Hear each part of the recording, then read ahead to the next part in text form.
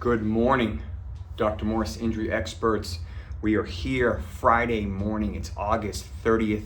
This is the biggest drafting weekend of the season.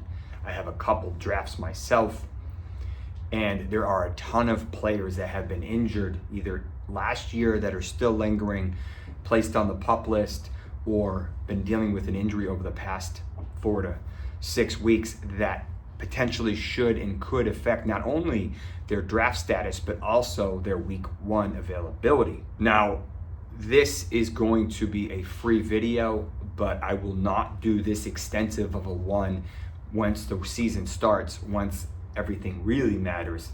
That one will predominantly be behind the paywall at theinjuryexperts.com, where we offer you the most up-to-date injury news and analysis. You can check out our injury draft guide as well as our injury report. The initial one is for free. There is a super deep advanced one that you can also look into as well. If you are interested, you could join our Discord channel as well. All right, so let's get started. I'm going to do quarterbacks first, then running backs, then wide receivers and tight ends. This is an extensive list. I'm going to try to go through it quickly. Just bear with me. Let's go. So DeShaun Watson dealing with a little arm fatigue, was one of the worst accuracy quarterbacks last year between his initial rotator cuff injury and then eventually his fracture. Should be healthier this year. The fatigue isn't overly concerning. Just don't know if he's fantasy relevant anymore, or if he is, he's kind of a deep QB2 really in a super flex league. Dak Prescott, not overly concerned about this ankle. I think this is a combination of him being smart and also trying to avoid practicing too much. This is likely lingering from his old ankle fracture back in 2020, I believe it was. Now that he gets CeeDee Lamb back, I'm assuming they're fine. I'm no longer concerned with anything. Brandon Cooks is a little banged up with a little knee soreness, but I think he'll be okay. We will see how this plays out. I expect him to throw a ton more, similar to last year, because if you've seen how ugly their backfield is, you would understand. Jacoby Brisset of the Patriots was named starter yesterday. He tweaked his shoulder in preseason game 3. Sounds like it could have been a dislocation, but it wasn't, given the fact that he was able to potentially return and he was just given the starter job. Probably a mild tweak, not overly concerning. We don't know how this is going to play out, but not really a fantasy relevant quarterback, at least early on, that we know of. Matthew Stafford did have a hamstring strain a couple weeks ago. It sounds like it was super mild, not overly concerning. He should be ready to rock and roll. Really no restrictions on him. He's not really much of a mobile guy anyway. Justin Herbert obviously had that significant right plantar fascia injury. My guess is his partial tear, which is a very painful injury. He was able to transition out of the boot back onto the field. This will linger intermittently, but I'm not super concerned about this injury in general. Whether or not he has the weapons he needs and how much they're going to run the ball is a different story. But a little bit of a sneaky dip on Herbert, decent, but not someone that most people are targeting, just given the way that we likely think this season's going to play out for LA. Russell Wilson obviously had that calf strain that set him back. He is the correct quarterback for this offense, at least from a professional standpoint. He throws a great deep ball. He'll be a little bit more mobile now that the calf is healthier. And Justin just really struggles with simple things, and he takes way too many sacks. So not overly concerned about Wilson. He's a pro's pro. He's pretty much only missed time with significant injuries. Remember that gnarly hand injury a couple of years ago, but he might have one more hurrah in him, and we'll see how him and Pickens end up linking up. The final two QBs I'll mention, both placed on season-ending reserve. J.J. McCarthy, obviously, with that significant knee injury, and then the backup for the Buffalo Bills is relatively irrelevant. Heading over to running backs, we see that Nick Chubb was not surprisingly placed or started on the PUP list. This was completely expected. I thought there was maybe a 30 or 40% chance that he could have possibly played week 1 if everything went perfect, but not surprisingly it didn't. This is a very complicated procedure, a very significant injury, the second time or close to the second time he's injured multiple ligaments in this knee. He's never been much of a receiver, so I fully expect him probably to return between week 5 and week 10. I know that's a big window, but it really depends on how comfortable he feels.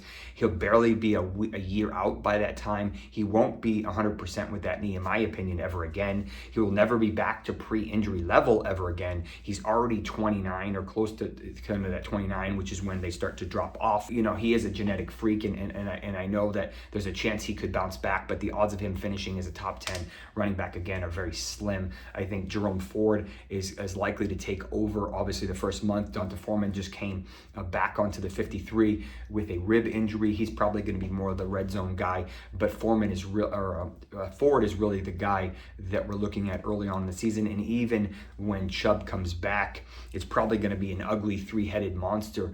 So it's probably going to be something I really want to avoid. I've been avoiding Chubb at all costs just because I don't really see a way that he could potentially finish in the top 10, despite them significantly upgrading the offensive line this year. Another guy that is coming off of an ACL that was started on the PUP is Jonathan Brooks. Super talented kid. Could be a top 5 running back at some point in the future, and not completely ready to start week 1. Not surprising, he did suffer a late ACL tear. This was reportedly a clean ACL tear, which is rare. That usually means that there's no ligament damage besides the ACL, there's no meniscal damage, there's no cartilage damage, which is really nice. Nonetheless, I realistically think that he could probably return between week 5 and week 8, and I think they'll probably ramp him up, but he could be a problem and be elite by mid-season. It would not surprise me at all. This is a very talented kid, and he basically mimicked what Bijan did in his last season at Texas. He's that talented. So I don't mind him in round 8, 9, 10. You're probably going to have to reach for him a little bit.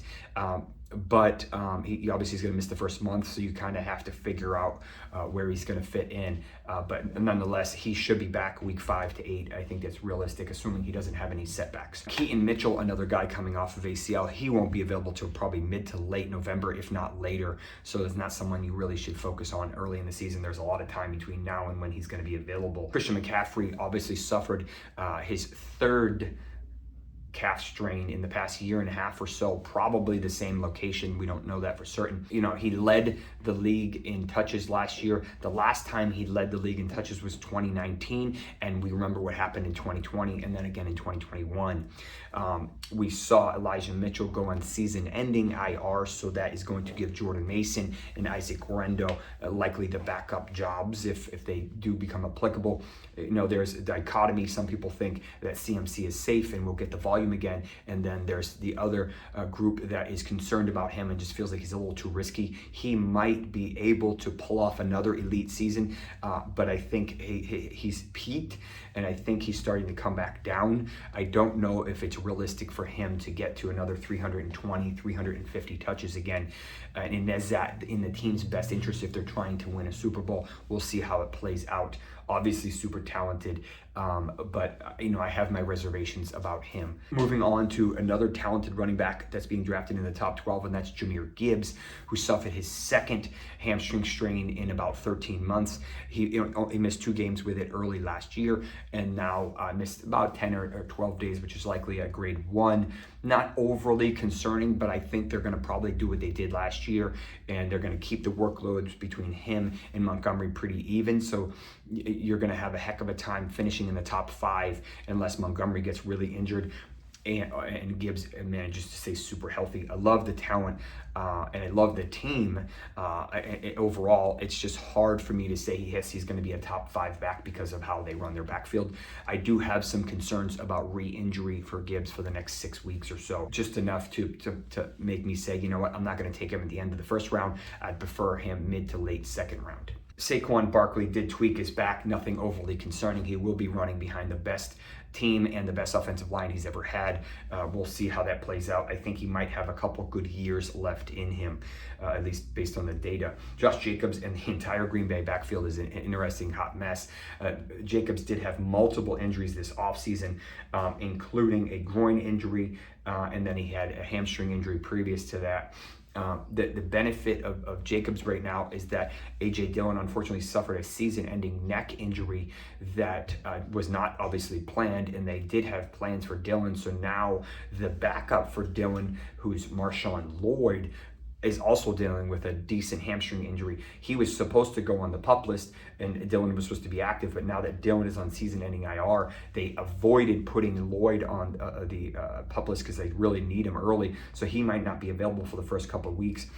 There's the other kid, I can't think of his name, that's the other backup, but Jacobs very well could be a beast in the first couple of weeks because they really don't have anyone else to hand it off to in the backfield, at least that they can trust.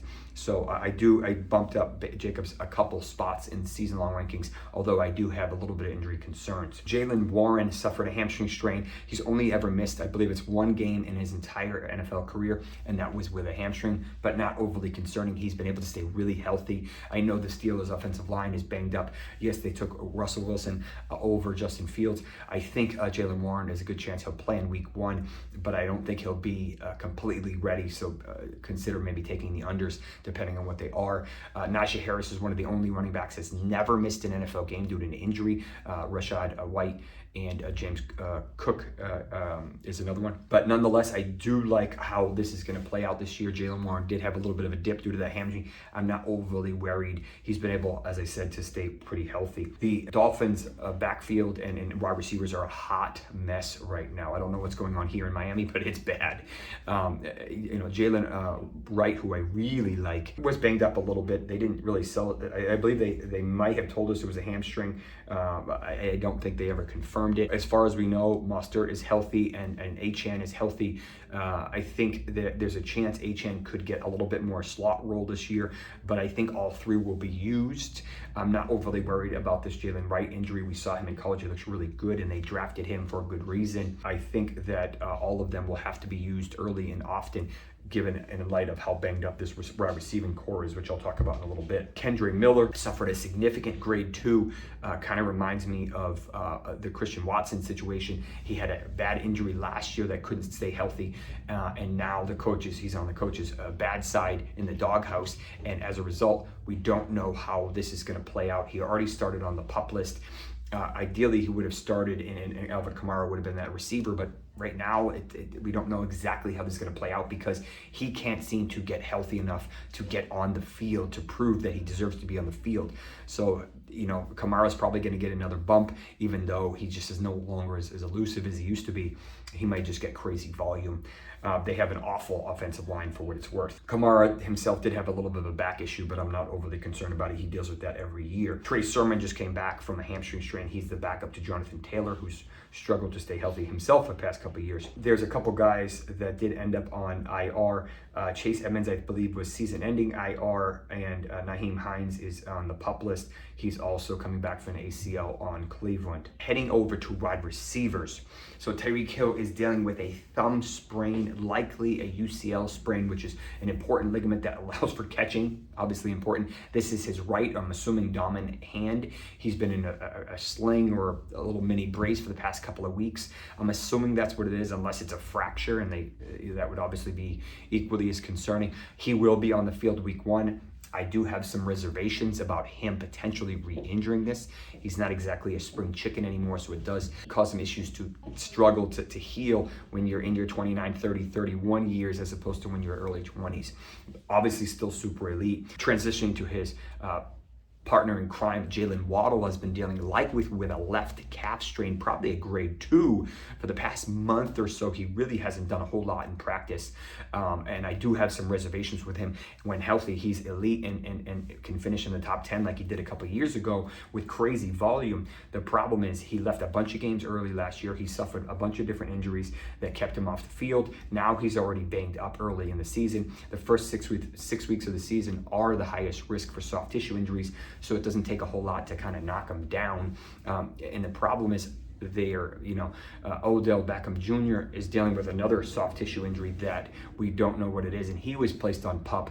Berrios is also banged up with, I think, another soft tissue injury, so he's not available.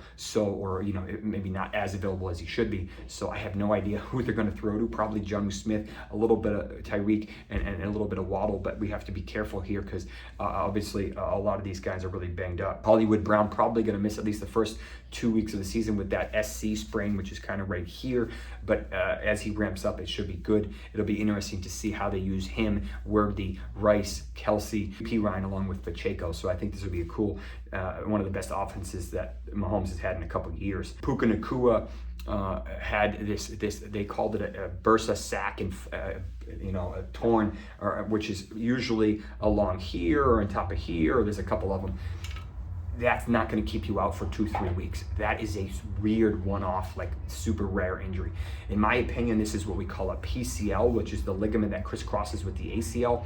And the problem with that is if you sprain it, the knee sags. So you have trouble stabilizing when you're cutting. So in my opinion, I'm a little bit more concerned about Puka than the rest of them are. I dropped him down my board at least about 8 to 10 spots because I just have some concerns. He's already going into the season banged up, and it hasn't even really started yet. On the other hand, Cooper Kupp has been able to stay healthy this year. Everybody's saying he's going to be on fire this year. I have significant reservations. I wish him the best of luck. I want nothing to do with him this year. In my opinion, he's on the downtrend. His YPRR and a bunch of other stats just do not look pretty anymore. So it'll be interesting to see how this plays out, if he can stay healthy and get back to that elite status, or if he's just a shell of himself. We will see. Diontae Johnson did have a minor groin injury and foot injury, not overly concerning. He'll be ready for week 1. He's a target monster. Davante Adams, not overly concerning. We don't know what it is. It was probably a minor injury. Amari Cooper with another leg injury. He's fine. I'm not overly worried about him. Malik Nabers, I'm more worried about the offensive line not being able to protect for Jones in order to throw to Nabers. Nabers tweaked his ankle a couple weeks ago, not a big deal. Curtis Samuel could be available week 1 due to his turf toe, but I would avoid him for a couple weeks because these are rough injuries. They are notorious for re-injury, and they do not heal really at all. They're really, really slow. So be careful with Curtis Samuel early in the season. Christian Kirk also had a calf injury, not overly concerning. By week 1, he'll be fine. I love Brian Thomas Jr. I think Ingram is a beast. Etienne should wake up and have a great year again. So not overly concerning with Christian Kirk. Josh Downs might be ready for week 1. If there was anything good about this high ankle sprain, is that it happened relatively early. So he should be close to 100% by week 1, or maybe like 80-85%. And by the next couple of weeks, by that dip, he has shown to be just as good, if not better, than Michael Pittman. They also have Adonai Mitchell. They have Pierce. We lost Jelani Woods to pretty much a season-ending turf toe injury. So we will likely see Downs and Mitchell and Pittman all get the ball. Don't sleep on Downs. I think by week 3 he'll be good to go, and he won't really have any ill issues. Hopefully he can stay healthy. DeAndre Hopkins dealt with that probably pretty severe MCL sprain, which is this one right here. Sometimes it's attached to the meniscus, and you could tear some of that meniscus off. That is a little concerning, especially when these guys get tackled on the outside of the knee and the MCL gets sprained again. Very common injury. He will push through, likely play week 1, but I definitely have my reservations about him re-injuring it. And at this point in his career, he's probably going to miss a couple games anyway, just due to knick-knack injuries. I think realistically, we're looking at Ridley and Boyd more so than Hopkins, but Hopkins will get his if he can stay on the field healthy. Loud McConkey's been dealing with a couple soft tissue injuries. He's had a crazy injury history, but I think he's going to get crazy volume if he can stay healthy. Rashid Shaheed has had a couple hamstring injuries. Now he's dealing with a toe and or foot injury. I think they already announced he'll be good for week 1, but nonetheless, a little bit more reservations, but great for best ball or a deep flex play. Has monster potential. His YPRR is insane, but he just needs to stay healthy. But he should be the number 2 option on that offense, at least for receiving. Jayden Reed had been dealing with a calf. I'm not overly concerned. A couple guys that are currently on IR. Kendrick Bourne with a knee, not really relevant. Rakim Jarrett, not relevant. Zay Jones is secondary to a suspension that probably is going to help Greg Dortch and Michael Wilson, as well as Marvin Harrison Jr. Rondale Moore unfortunately suffered a season-ending injury for the Falcons, probably a knee dislocation. And then Chase Claypool was basically cut, injury settlement, no longer probably relevant. Finishing up strong, before I start my patients, tight ends. TJ Hockenson expectedly placed on the PUP list. My guess is he comes back around week 6 or 7 and slowly ramps up. You can still get him and stash him, and he could be a top 15 to 18 play about finishing by the end of the year, despite missing that many weeks. I think they have an early bye, so I wouldn't be surprised if he came back after that.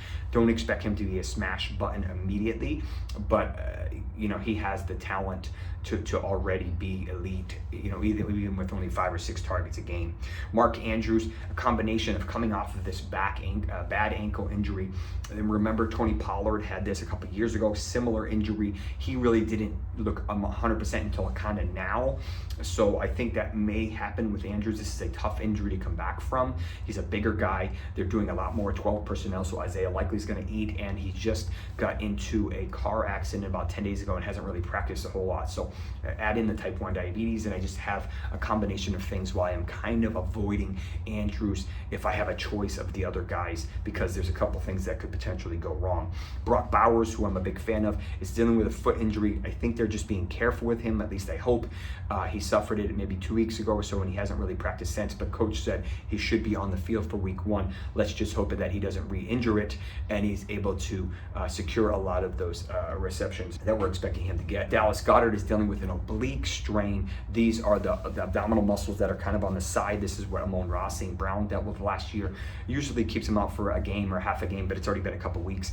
Goedert really has been super relevant with all the other playmakers, so I don't really I think he'll be fine for week 1. It'll be annoying. He'll probably still be there, but he will likely play through it. David Njoku, we don't know what he's dealing with, but I'm not overly concerned. LaPorta had that hamstring injury. He is at increased risk for a hamstring strain, despite smashing last year and finishing as the tight end 1. I think he still has the potential to do it again, but I do think a little regression is possible. Finishing up strong, Juwan Johnson made it back after a foot injury. I think he had surgery. We don't know exactly what it was. Sneaky kind of deep play. Him and Taysom Hill should get some looks, and that's pretty much it. There's a ton of guys that there's about another 20 or 30 that are less relevant, so I didn't discuss them. But to give you an idea, there's not many people that can do what I just did in 23 minutes straight, really without stopping off the top of my head. This is what I do. This is what I love. If you like this type of content, do me a favor, smash the thumbs up button, the subscribe button. Check out our website. There's a lot of stuff you can check out for free, and then there's some stuff behind the paywall for only about $1.25 a week. Thank you for tuning in. We will see you next week. Good luck drafting.